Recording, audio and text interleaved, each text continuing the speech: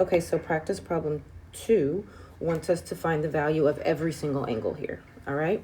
And if you look down here, they've told us that angle 1 is 52 degrees. So what we're gonna do, we're gonna find all the congruent angles, okay? I'm gonna start with vertical. Angle 4 is vertical. That's also 52 degrees.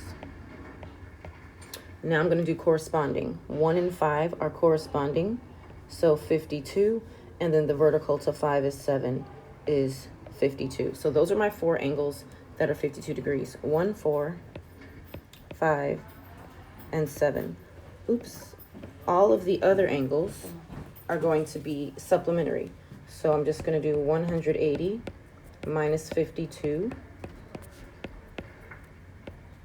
And 128 is the measure of all of the other angles. And that's it.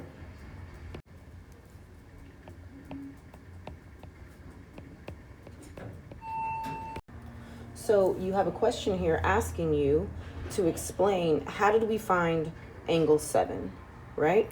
And so angle 7, if you remember, angle 7 was here, and they had given us angle 1, which was here. So how did we figure it out? Well, there's a couple of ways. You can just look at it right now and tell me that angle 1 and angle 7 are alternate exterior, so they're congruent. But what I did was I found all of the angles equal to 52 degrees.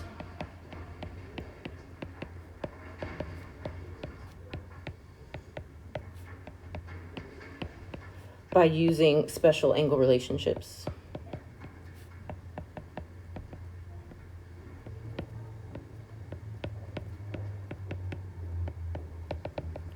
So first I found angle 4 because it was vertical.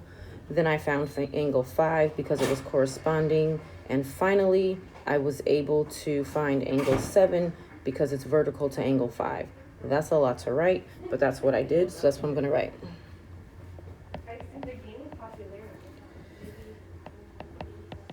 First, I found angle 4, which is vertical to angle 1.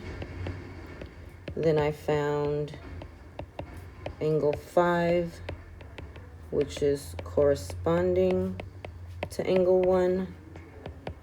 Finally, I found angle 7, which is vertical to angle 5. I don't know how you did it, but that's how I did it. Please don't be lazy and just write anything. Write what you actually did. You're going to move on to your next practice problem now.